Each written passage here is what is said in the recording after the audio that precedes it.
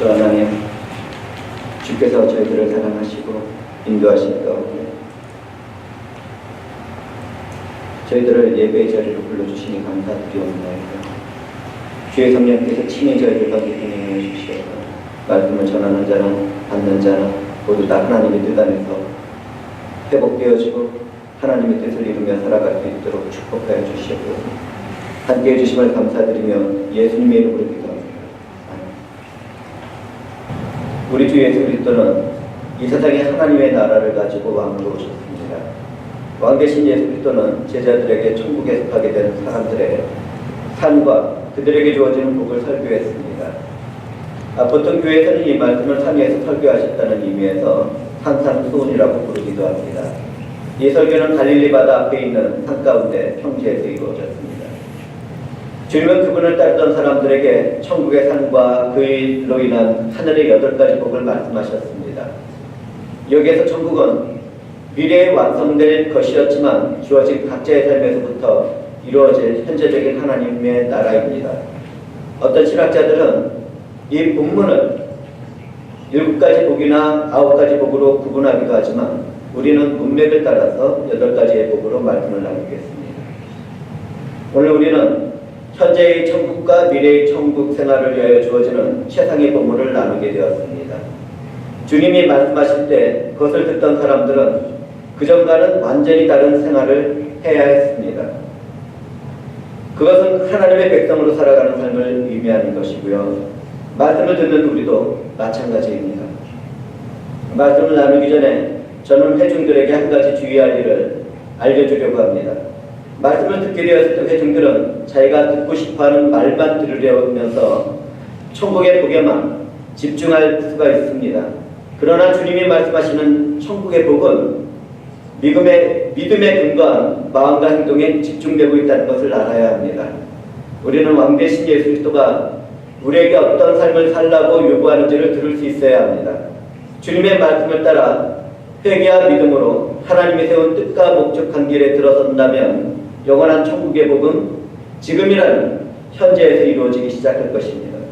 이러한 복된 행복은 하나님의 뜻과 목적을 따라 성령에 의하여 주님 안에서 살아가는 우리들에게 이루어지게 됩니다. 진정한 하늘의 복이란 풍족한 물질과 평안한 외적인 환경에서 오는 것이 아니라 영적인 풍요로움과 내적인 평안함에서 옵니다.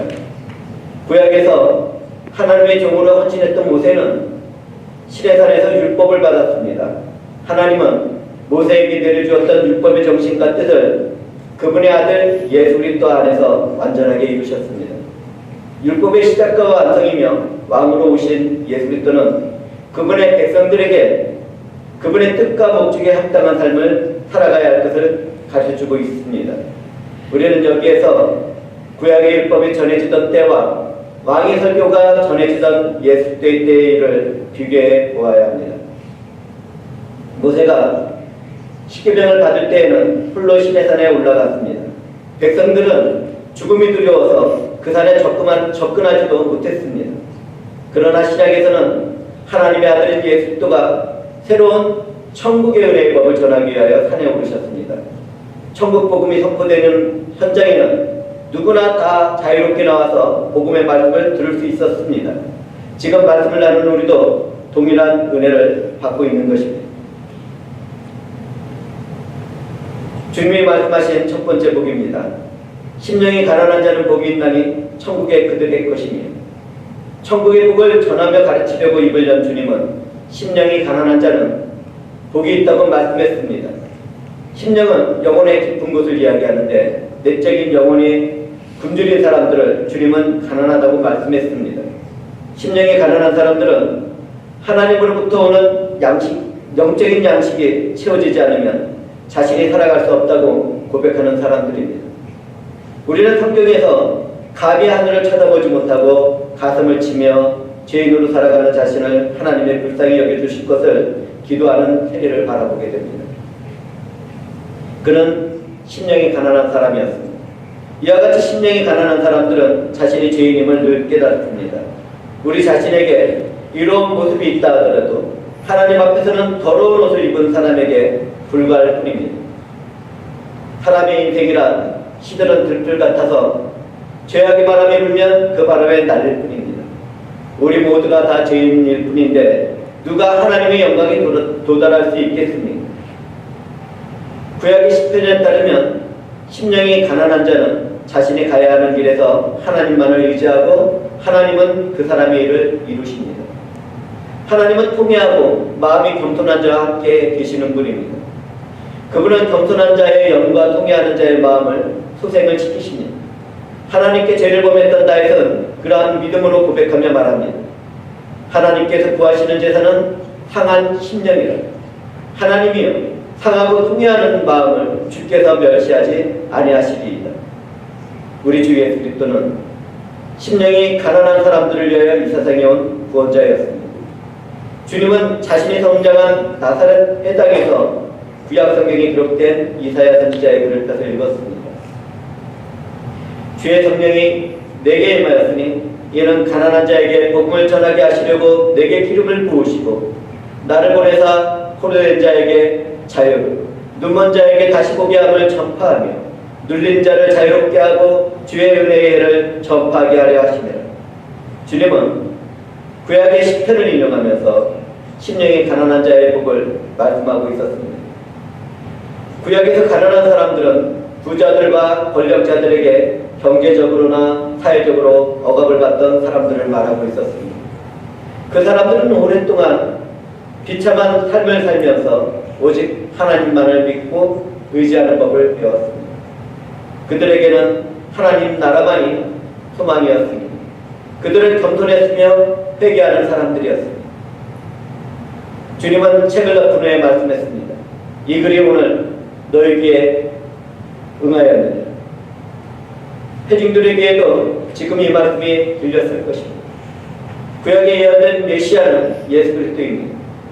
주님의 영광과 복된 복음이 우리들에게 들렸고 우리는 복된 삶을 살아가게 되었습니다. 주님의 은혜입니다. 사랑입니다.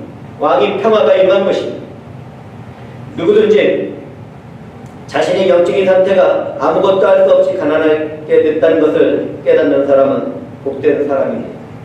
내가 영적인 가난한 가운데 아무것도 할 수 없다고 고백한 심령을 가진 사람들은 예수 그리스도만 바라보고 그분만으로 살아가기를 원하게 됩니다. 그것은 은혜의 성령이 내 안에서 능력으로 일하기 때문에 생기는 일입니다. 내가 심령이 가난한 자입니까? 그렇다면 나는 내가 중심된 자신을 부인하고 날마다 십자가를 지고 주님을 따르고 있을 것입니다. 하나님은 그분의 얼굴을 찾는 사람들을 언제나 만나주십니다. 심령이 가난한 사람들은 불행한 환경과 핍박 가운데서도 하나님을 찾고 의지하고 이런 사람들은 자신에게 있는 죄의 문제와 불행한 삶이 치유되고 거룩함이 임하는 삶의 축복을 받게 됩니다. 세상의 눈으로 볼 때는 불행이라고 부르는 일을 통해서도 하나님은 천국이 되도록 축복을 합니다. 그러므로 우리는 내게 있는 그 어떤 일이나 환경을 바라보기보다는 하나님만을 바라보는 삶을 살아가야 할 것입니다. 심령이 가난한 사람은 나를 구원하시고 내 구원주가 되신 예수를 마음으로 모시는 삶을 살아갑니다. 천국의 복은 지금이라는 천재적인 하나님 나라에서 시작되고 종말에 이루어진 축복의 약속으로 이루어집니다. 그렇기 때문에 심령이 가난한 사람은 누구나 다 천국의 삶을 살아가게 되는 것입니다. 이러한 복이 지금 이 우리들에게도 주어졌습니다. 주님이 말씀하신 두 번째 복입니다. 애통하는 자는 복이 있나니 그들이 위로를 받을 것입니다. 애통하는 사람은 하나님과 자신과의 관계가 분리되어 있다는 것을 깨닫는 사람을 말합니다. 애통하는 사람들은 세상의 고통과 자신의 죄의 깊이와 높이와 넓이를 보고 있는 사람들입니다. 세상 사람들이 자랑하는 도덕성과 자기의 유의가 안개와 같고 시든풀과 같다는 것을 깨달은 사람들이 애통한 사람들입니다. 애통하다는 것은 깊이 얘기하며 슬퍼하는 마음을 말합니다. 죄와 비참한 죽음의 길에서 모든 인류는 애통한 눈물을 흘릴 뿐 아무것도 할 수 없었습니다. 사랑이신 하나님은 모든 것을 미리 알았습니다. 그렇기 때문에 독생자 예수 그리스도를 자기 백성들의 죄에서 구원하도록 이 땅의 육신으로 태어나도록 역사하신 것입니다. 성경에 의하면 우리 주 예수 그리스도는 의인을 위하여 오신 분이 아닙니다. 그분은 심령이 가난하고 마음이 가난한 자를 고치시기 위하여 이 땅에 오셨습니다. 하나님은 시온에서 슬퍼하는 사람들에게 기쁨의 꽃으로 된 멸류관을 주려고 그 아들 예수 그리스도에게 가시멸류관을 씌웠습니다.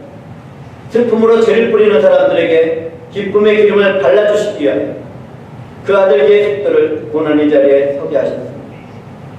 절망과 저실 가운데 신음하는 사람들에게 찬양의 옷을 입혀주시기 위하여 하나님은 그 아들을 십자가 위에서 죽임당하도록 하셨습니다. 애통하는 사람들은 훗날에 의의 나무라고 불리며 하나님의 영광을 나타낼 것인데 이러한 일들은 하나님이 우리를 사랑하셨기 때문에 나타난 일들입니다. 이 모든 일은 하나님께서 이루셨습니다. 하나님의 아들 예수 그리스도는 죽음에서 부활하고 하늘로 올라가셨습니다. 예수 그리스도의 부활의 믿음으로 참여한 사람들은 예루살렘을 사랑하며 생각합니다. 거룩하신 그 예루살렘 성을 생각하면서 주님을 또한 생각을 하게 됩니다. 예루살렘을 생각하며 슬퍼하던 사람들은 주님의 날 하늘로부터 내려오는 예루살렘과 함께 기쁨의 노래를 부르게 될 것입니다.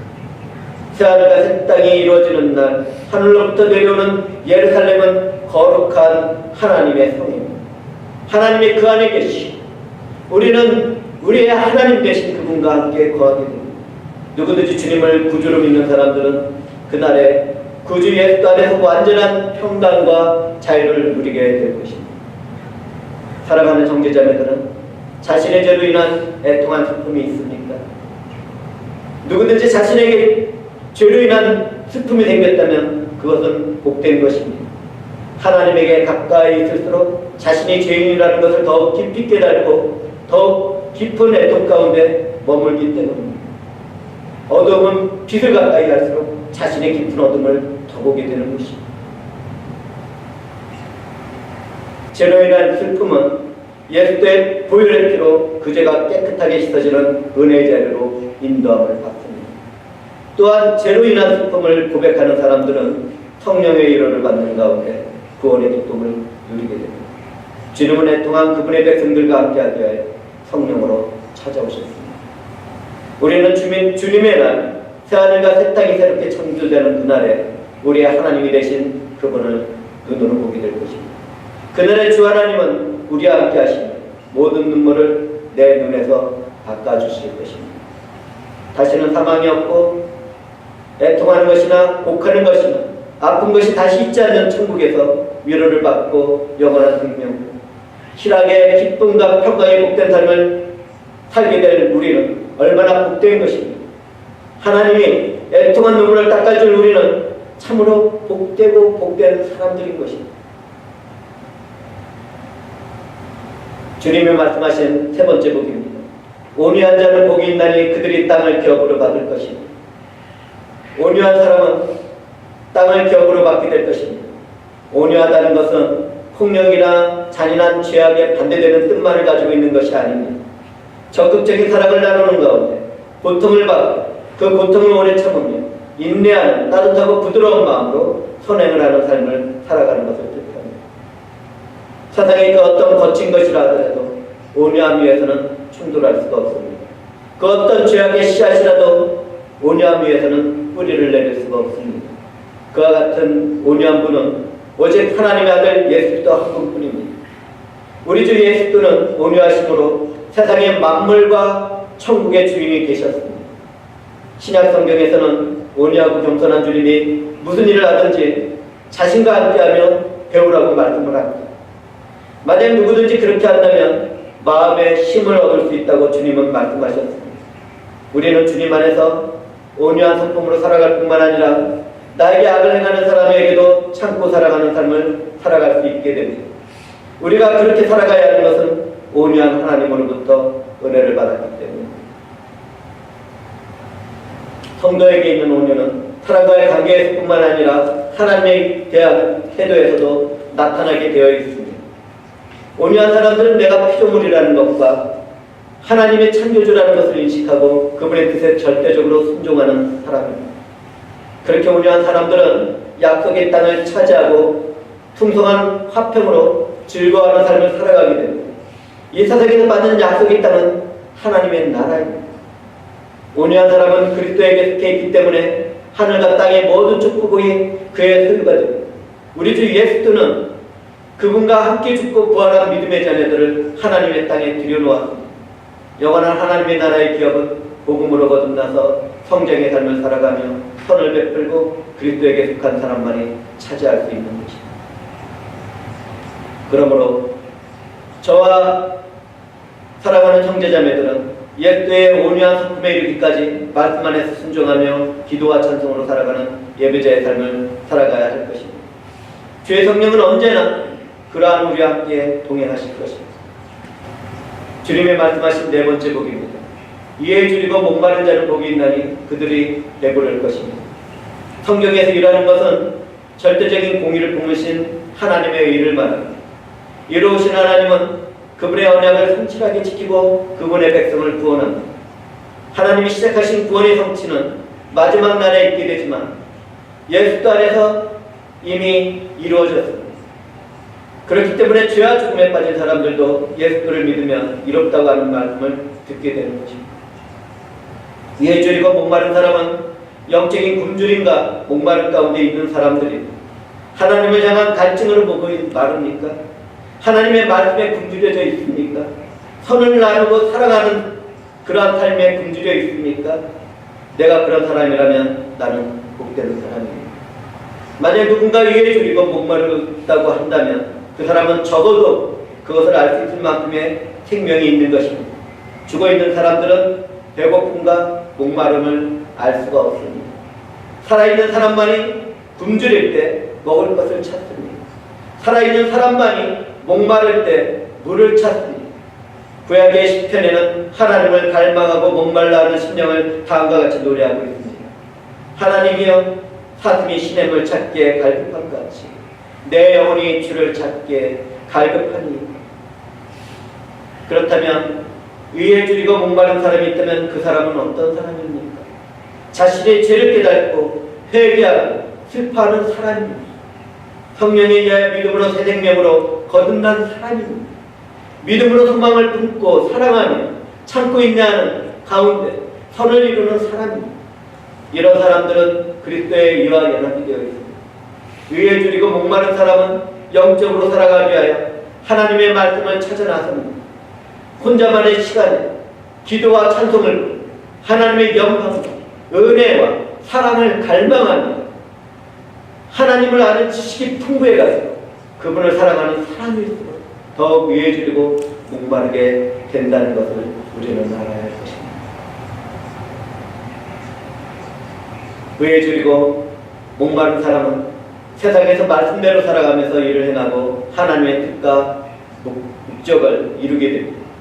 타락하고 제가 가득한 세상에 정의를 갈망하고 이 땅에서의 불의에 대하여 하나님이 이루실 최후의 승리를 갈망하는 사람이 의에 줄이고 목이 마른 사람들입니다. 그렇기 때문에 의에 줄이고 목마른 사람은 새 하늘과 새 땅을 사모합니다. 우리 주 예수께서는 그와 같은 사람들의 목자가 되시는 분입니다. 그분은 영생의 생명수와 하늘의 양식으로 의에 줄이고 목마른 사람들을 채워주십니다. 주님은 영혼의 갈증에 고통스러운 사람들에게 말씀을 합니다. 내가 주는 물을 마시는 자는 영원히 목마르지 아니하니 내가 주는 물은 그 속에서 영생하도록 솟아나는 샘물이 되리라. 주님은 영적으로 굶주려 있는 사람들에게도 말씀합니다. 내가 곧 생명의 떡이라. 나는 하늘에서 내려오는 살아있는 떡이니 사람이 이 떡을 먹으면 영생하리라. 내가 줄 떡은 곧 세상의 생명을 위한 내 살인이라 하십니다. 주님은 그 말씀을 십자가 위에서 자신의 몸과 피를 대속의 제물로 다 내어주셨습니다. 누구든지 예수를 믿는다면 영적인 굶주림과 목마름 가운데 죽지 않게 되었습니다. 믿는 자만 영원한 생명으로 살아가는 이롭다고 말씀하는 하나님의 음성을 듣게 될 것입니다. 날마다 계시된 생명의 말씀을 받아먹으며 성령이 내리는 은혜를 인해 날마다 배부르고 갈증은 해소될 것입니다. 이러한 복이 우리들에게 임했습니다. 주님은 우리들에게 임했습니다. 주님의 말씀하시는 다섯 번째 복입니다. 궁일이 여기는 자는 복이 있나니 그들이 궁일이 여김을 받을 것입니다. 하나님에 의하여 택함을 받고 회개와 믿음으로 새 생명을 거둔한 사람들은 이롭다는 말씀을 듣습니다. 하나님의 일을 입은 사람들은 새 생명의 삶을 살아가다가 하나님이 자신을 궁일이 여긴 것 같이 다른 사람들을 궁일이 여기게 됩니다. 내가 죄인이 되었을 때 나를 사랑한 예수 그리스도를 만난 사람들은 자신에게 죄를 지은 사람들을 용서해 줄 수 있는 넉넉함이 있습니다. 거룩한 물이라고 불리는 성도의 이름을 받은 사람들은 복음의 말씀을 믿고 깨끗해졌지만 그것으로 만족해야 하지 않습니다. 깨끗하게 된 자신을 세상의 더러움으로부터 지켜나가며 그 세상을 깨끗하게 만들어 나가는 자리에까지 나갑니다. 하나님을 아는 자리로 나가고 예수와 복음을 전하고 다른 사람들과 함께 화목한 삶을 이루어 나갑니다. 그와 같은 삶은 위가 되신 예수를 인하여 핍박을 받는 자리에까지 나가게 됩니다. 그 자리에는 내 앞에 서 있는 사람이 죄인이라 하더라도 긍휼한 마음을 가지고 용서해주는 자리입니다. 만약 내가 다른 사람을 긍휼히 여긴다면 나는 하나님으로부터 긍휼함을 잊게 될 것입니다. 용서에 관한 가르침을 듣고 있던 제자들은 주님에게 다른 사람들을 7번까지 용서하면 되겠습니까? 라고 물어보았습니다. 그때 주님은 그들에게 말씀을 했습니다. 7번뿐만 아니라 7번을 70번까지라도 하고 주님의 말씀에 의하면 우리가 해야 할 용서에는 그 끝이 없는 것입니다. 우리는 그러한 궁의를 품은 하나님의 자녀라는 이것을 우리는 알아야 할 것입니다. 궁의를 베푸는 사람은 하나님으로부터 더 큰 궁의를 받게 됩니다. 예수님은 이러한 원리를 가지고 우리에게 하나님께 바치는 기도를 가르쳐 주셨습니다. 주님은 우리가 우리에게 죄 지은 자를 용서한 것 같이 우리의 죄를 용서해달라고 기도하라고 가르치셨습니다. 우리가 우리에게 잘못한 사람을 용서하면 하나님이 우리를 용서하실 것입니다. 만약 우리가 우리에게 잘못한 사람을 용서하지 않고 있다면 하나님이 우리를 용서하는 은혜를 받지 못할 것입니다. 하나님은 유대인들뿐만 아니라 우리와 같은 이방인들까지 긍휼히 여기셨습니다. 우리가 구원을 받은 것은 우리의 행위로 된 것이 아닙니다. 오직 하나님의 긍휼하심으로 중생의 시씀으로 성령이 새롭게 하심으로 구원을 이루게 된 것입니다. 하나님은 어두운 데서 불러낸 모든 사람들을 긍휼히 여기시고 그분의 백성들이 되도록 하셨습니다. 하나님의 긍휼을 받은 우리들은 택하신 족속이며 왕같은 제사장들이며 거룩한 나라며 주님의 소유가 된 백성입니다. 하나님의 사랑과 은혜를 받은 우리는 서로 긍휼히 여기고 긍휼함을 받아야 합니다. 긍휼함을 행하지 않으면 긍휼함이 없는 심판이 우리들에게 임하게 됩니다. 이것이 성경의 말씀입니다. 언약을 성취하신 예수님은 긍휼한 사역을 행하셨습니다. 긍휼히 여기는 사람은 다른 사람의 죄를 용서합니다. 예수님의 복음 안에서 고통과 궁핍과 시련을 당하는 사람들을 돕는 삶을 살아가게 됩니다. 긍휼한 마음을 품고 행동할 때 우리는 이 세상에서 빛과 소금의 역할을 감당하게 됩니다. 하나님은 긍휼한 사람을 긍휼히 여기시고 큰 구원의 축복과 진리와 사랑을 넘치도록 부어주실 것입니다. 우리가 그 은혜 가운데 그 복을 받았습니다. 주님이 말씀하신 6번째 복입니다. 마음이 청결한 자는 복이 있나니 그들이 하나님을 볼 것입니다. 마음은 감정과 이성과 의지의 중심입니다. 사람들은 감정의 마음을 따라 근심 걱정을 하거나 기뻐하거나 즐거워하거나 분노하거나 희망을 쏟습니다. 거룩한 감정은 예수 안에서 살아가는 사람의 마음에 구원에 대한 열정을 품기도 하고 한 하나님 안에서 사랑을 나누는 일에도 최선을 다하게 합니다. 이성적인 마음은 하나님의 성과 사탄의 악을 구별하고 지성을 따라 결심하거나 행동하도록 합니다. 하나님을 알아가는 그런 지식 가운데 있게 되고 하나님의 뜻을 따라 살아가는 지혜 가운데 있기도 하게 합니다. 또한 의지적인 마음은 종교적이며 도덕적인 행동을 결정하도록 합니다. 우리의 마음에 찾아오신 성령은 하나님은 우리의 하나님이 되고 우리는 그분의 백성이 되게 하는 것을 깨닫게 하시고 그 일을 이루어가게 하십니다. 구약에서는 죄로 인해 더럽혀진 마음의 정결함을 동물의 희생제사로 잠시 회복시키고 그때마다 하나님께로 나아갈 수 있었습니다. 그러나 신약에서는 예수가 단번에 드린 희생제사로 인하여 누구나 다 영원히 하나님 앞으로 나갈 수 있는 길이 열렸습니다. 본문에서 말하는 마음이 청결하다는 것은 예수의 희생제사로 흘린 보혈의 피로 죄로 덮여진 마음이 정결하게 씻어지고 회복되어 하나님에게 나갈 길이 열리게 된 것을 말합니다. 그렇기 때문에 마음이 청결한 사람들은 속죄하신 예수 안에서 하나님을 보게 되는 것입니다. 하나님은 예수의 모습을 통하여 그분의 모습을 우리들에게 보여주셨습니다. 누구든지 예수를 믿고 의지하며 사랑하고 있다면 그분 안에서 자신을 깨끗하게 하는 성결한 삶을 추구하게 될 것입니다. 그런 삶을 살아가는 사람들은 종말의 날에 주님 안에서 하나님을 보게 되는 소망을 품은 사람들입니다. 그렇다면 저와 사랑하는 형제자매들도 그렇게 살아가야 되지 않겠습니까? 주님이 말씀하신 7번째 복입니다. 화평하게 하는 자는 복이 있나니 그들이 하나님의 아들이라 일컬음을 받을 것입니다. 히브리어로 샬롬, 헬라어로는 에이레네라고 불리우는 화평은 개인과 국가와 하나님과 사람 사이의 분쟁이 없고 평화가 이루어지는 것을 말합니다. 이와 같은 화평을 이루시는 것은 사람이 만들어낼 수 있는 것이 아닙니다. 하나님의 은혜 가운데 선물로 주어져야 가능한 것입니다. 우리에게 주어진 화평의 선물은 우리 주 예수 그리스도이십니다. 우리 주 예수 그리스도는 평강의 왕으로 겸손하게 나귀를 타고 예루살렘 성으로 입성하셨습니다. 그 이름 구약시대의 예언이 성취된 것입니다. 성경을 살펴보면 하나님의 아들 예수 그리스도는 평강의 왕이십니다. 우리는 구약에서 멜기세덱이라는 평강의 왕을 만나볼 수 있습니다. 아브라함에게 복을 빌고 11조를 받은 그는 의의 왕이며 살렘 왕 곧 평강의 왕이었습니다. 그는 부모도 없고 족보도 없고 시작한 날도 없고 생명의 끝도 없어 하나님의 아들과 닮아서 항상 제사장으로 살아가는 왕이었습니다. 구약의 멜기세덱은 대제사장과 평강의 왕이신 예수 그리스도를 예표하는 인물이었던 것입니다. 평강의 왕으로 이 땅에 오신 예수 그리스도는 그분의 십자가의 죽음으로 하나님과 화목하는 길을 열어놓았습니다. 누구든지 그분의 십자가의 대속의 죽음과 부활을 믿기만 한다면 하나님과 화목을 하게 됩니다.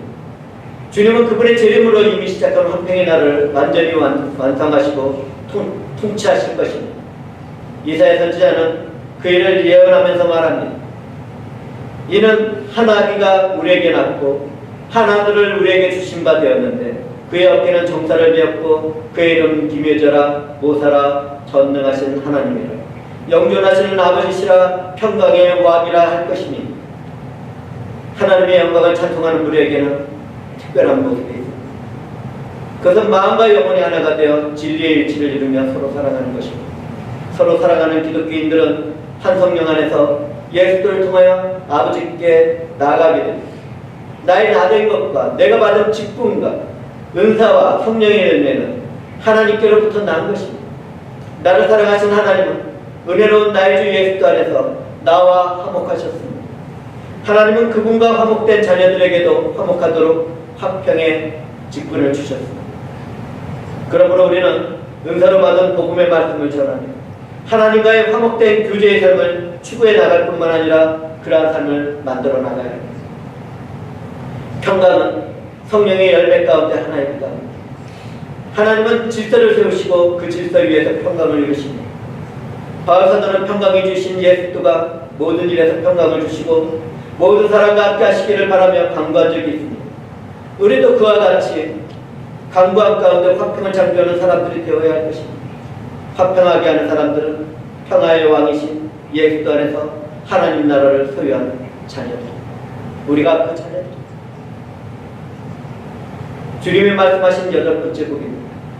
이를 위하여 박해를 받는 자는 복이 있나니 천국이 그들의 것입니다. 본문의 말씀에서는 의와 예수가 같은 뜻으로 연결이 되어 있습니다. 우리가 의라고 말할 때 그것은 예수를 말하는 것입니다. 구약에서는 하나님의 의를 따르는 이유로 박해를 받는 선지자들과 왕과 제사장들의 모습이 기록되어 있습니다. 구약에서는 의와 진리와 거룩함의 기준은 하나님이었습니다. 그런데 신약에 와서는 그 기준이 예수들을 통해서 나타납니다. 예수들은 하나님께로 나가는 길이며 진리며 생명이 되시는 분이기 때문에 우리 주 예수들은 하나님의 공의를 사랑으로 이루기 위하여 박해를 받았습니다. 주님은 악을 행하는 자들에게 십자가에 못 박히신 가운데서도 조롱을 당하는 말과 멸시하는 말을 들었습니다. 세상으로부터 박해와 고난을 받은 주님은 사람들이 나를 박해했던 것처럼 너도 박해할 것이라고 말씀을 했습니다. 예수들을 인격적으로 만나고 믿고 의지하는 사람들은 어두운 세상으로부터 언제든지 박해를 받을 수 있게 됐다는 것을 잊지 말아야 할 것입니다. 베드로 사도는 믿는 사람들에게 연단하려고 주어지는 불시험을 이상한 일을 당하는 것 같이 여기지 말라고 했습니다. 오히려 예수 때의 고난에 동참하는 것을 즐거워하라고 했습니다. 판단의 불시험이 내게 임하였다면 그것은 주님의 영광이 나타날 종말의 그날에 우리로 하여금 즐거워하고 기뻐하게 하려고 주어진 것이라는 것을 우리는 알아야 합니다. 믿음으로 박해를 받는 사람들은 영광의 하나님의 영에 함께하는 사람들입니다. 예수의 이름으로 하나님께 영광을 돌리는 사람들입니다. 우리는 어떤 박해나 고난이 온다 하더라도 주님으로부터 부어지는 믿음의 일을 잃지 말아야 합니다. 박해를 받는 자가 순교자의 자리에 서게 되는 복이 되하여 예수님은 말씀합니다. 자기 목숨을 얻는 자는 잃을 것이요 나를 위하여 자기 목숨을 잃는 자는 얻으리라. 내가 순교에 이르는 믿음을 소유하게 되었다면 예수들을 위하여 이 세상과 세상의 가치관을 배설물처럼 여겨야 할 것입니다. 세상은 나에 대하여 죽고 나는 세상에 대하여 죽어야 할 것입니다.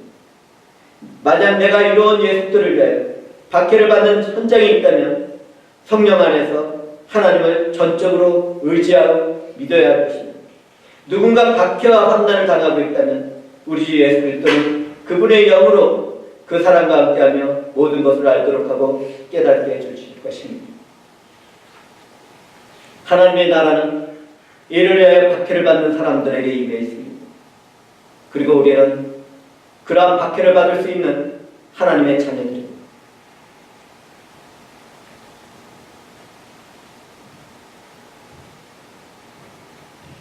주님은 다시 한번 박해를 받는 축복을 강조하면서 말씀합니다. 나로 말미암아 너희를 욕하고 박해하고 거짓으로 너희를 거슬러 모든 악한 말을 할 때는 너희에게 복이 있나니 기뻐하고 즐거워라. 하늘에서 너희 상이 크니라. 너희 전에 있던 선지자들도 이같이 박하였느니라. 하나님의 아들 예수께서는 아버지의 공의와 사랑을 십자가에 완성하시고 부활하여 그 영광을 받으셨습니다. 그러므로 누구든지 예수께를 구원자를 믿고 주인으로 섬긴다면 하나님을 믿고 섬기는 것이 되는 것입니다. 영광받은 주님은 교회에 말씀합니다. 내가 곧 길이요 진리요 생명이니 나로 말미암지 않고는 아버지께로 올 자가 없느니라. 주님의 제자가 되어 그분과 함께 동행한다는 것은 결코 쉬운 일이 아닙니다. 부모와 아내와 자식과 형제와 자녀, 주님보다 더 귀하게 살아가는 우리들은 어떻게 주님을 충분하게 사랑할 수 있겠습니까? 특히 자기의 목숨까지도 미워해야 한다는 말씀을 우리는 얼마나 이해하고 있습니까? 만약 우리가 진정한 기독교인들이라면 주 예수보다 더 사랑하는 것은 없을 것입니다. 만약 내가 이를 위하여 고난을 당한다면 고난을 당할수록 하늘에서는 더 많은 보상의 상급이 쌓이게 됩니다. 사도들은 예수를 증거하다가 채찍을 맞고 그 일을 금하도록 선고받았습니다. 그러나 그들은 그리스도의 이름을 위하여 능력받는 일에 합당한 자로 여기고 기뻐했습니다. 그들은 그 이후에도 성전에 있든지 집에 있든지 예수는 그리스도라고 가르치는 것과 전도하는 것을 그치지 않았습니다. 성경과 기독교 역사 가운데 등장하는 순교자들은 믿음으로 그들에게 주어지는 고통을 기쁨으로 받아들였습니다. 이 사람들 중에서는 자신에게 있는 질병과 사탄의 가시조차 감사한 사람이 있습니다. 내가 그리스도를 위하여 약한 것들과 능욕과 궁핍과 박해의 공고를 기뻐한다고 말한 사람이 있습니다. 그 사람은 바울 사도입니다. 그는 내가 약한 그때 주님의 강함이 나타난다는 것을 고백했습니다. 이와 같은 믿음이 우리들에게도 필요하지 않겠습니까? 우리들의 약함이 있다면 그것은 주님의 강함이 된다는 믿음이 우리들에게는 반드시 필요한 것입니다. 하나님으로부터 내려오는 보상의 상급은 우리의 행위로 받게 되지만 그것조차도 하나님의 선물입니다. 하나님은 은혜의 선물을 주기 위하여 포도원의 일꾼을 불러들인 것처럼 9시에도 부르고 2시에 불러, 4시에 불러, 주님이 오시는 그날까지 불러가실 것입니다. 우리에게 일할 시간과 박해받을 시간을 주실 것입니다. 성경에서는 믿음으로 순교한 선지자들과 사도들이 있습니다. 기독교 역사에서는 박해와 순교를 당하는 수많은 성도들이 있습니다. 이제 이 자리에서 예배를 드리고 있는 저와 사랑하는 형제들은 언제든지 내 차례가 될 수 있다는 것을 절대로 잊지 말아야 합니다. 오늘 우리는 예수께의 왕의 설교 중에서 천국의 복에 대하여 말씀을 나누었습니다. 우리는 매일 주어지는 자신의 삶 가운데서 예수께를 왕으로 섬기며 그분의 통치에 순종하는 자세로 살아가야 할 것입니다. 우리들의 삶에서 주어지는 신령한 복은 마지막 날에 이루어지는 천국의 복으로 완성이 될 것입니다. 내가 천국에 살게 된 사람이라면 나의 심령은 가난할 것입니다. 내가 하나님의 위로를 받고 있다면 나는 애통한 마음으로 살아가고 있을 것입니다. 내가 하나님 나라가 임한 땅의 기업을 얻었다면 나는 온유한 삶을 살아가고 있을 것입니다. 내가 하나님과 함께 교제를 나누며 영적인 풍족함 가운데 있다면 나는 의에 줄이고 목마른 자로 살아가고 있을 것입니다. 내가 하나님의 궁유를 받고 있다면 나는 다른 사람들을 궁유하게 여기는 삶을 살고 있을 것입니다. 내가 하나님을 얼굴과 얼굴로 보게 된 사람이라면 나는 마음이 청결한 삶을 살아가고 있을 것입니다. 내가 하나님의 자녀라는 선언을 들었다면 나는 화평을 이루는 삶을 살아가고 있을 것입니다. 천국이 나의 것이라면 나는 언제든지 이를 위하여 박해를 받을 준비가 되어 있을 것입니다. 이 말씀을 나누고 있는 우리는 하나님으로부터 큰 복을 받았습니다. 그런데 나는 어디에 머물고 있습니까? 나는 천국의 복을 받은 사람입니다. 하나님의 얼굴을 보게 된 사람입니다. 하나님과 교제를 나누고 있는 사람들입니까? 그렇지 않다면 우리는 회개와 믿음 가운데 하나님을 찾고 그분의 이름을 부르며 그분이 나와 함께 동행하시기를 구하며 갈망해야 할 것입니다. 그분을 찾는 사람들에게 하나님을 만나 주실 것이고 그분의 나라를 이룰 것이고 주님을 통하여 들어오신 그 하나님의 나라의 백성이며 자녀로서 우리들을 살게 하실 것입니다. 그 가운데 우리는 일어나서 이 어두운 세상에 빛을 밝히고 이 타락한 세상에 소금의 역할을 다하게 될 것입니다. 하나님의 영광이 나타나는 일에 우리는 앞장서서 있게 될 것이며 하나님의 뜻과 목적이 이루어지는 곳에서 우리들의 발과 심장은 그곳에서 일어날 것이고 우리들은 그 가운데서 하나님께 영광을 올리는 할렐루야 하나님의 사람들이 될 것입니다. 이 모든 일들이 하나님께서 이루셨고 우리에게 복으로 주셨습니다. 내가 진정한 기독교입니다. 세상과 세상의 가치관에 집착하고 세상이 주는 일시적인 축복에 만족하고 머물러서는 안 됩니다. 영원하고 참된 하나님 나라의 축복을 소명해야 할 것입니다. 종말의 날에서뿐만 아니라 우리들의 삶에서 주어지는 진정한 행복이란 풍족한 물질과 편안한 환경에서 주어지는 것이 아닙니다. 고난과 핍박 가운데서 그 축복은 주어지고 참으로 알 수 없는 고통 가운데서 그 축복은 주어지고 가난 가운데서 주어지고 영적으로 갈망하는 그 심령 가운데서 주어지게 되는 것입니다. 성령에 의해 주어지는 영적인 충만함과 내적인 믿음 가운데 하나님과 교제를 나누게 될 때 진정한 행복은 나의 것이 된다는 것을 우리는 나의 마음과 영혼에 새겨놓아야 할 것입니다. 주의 성령 우리들에게 그러한 마음을 주시고 그러한 영을 창조하셨습니다. 우리를 통치하시는 왕으로서 천국의 축복이 되어 말씀한 예수 그리스도가 나의 삶의 전부라는 고백 우리들의 마음과 영혼을 구원하오기를 주님의 이름으로 축복드리는 말씀을 마칩니다. 주 하나님이시여 감사합니다. 주께서 저희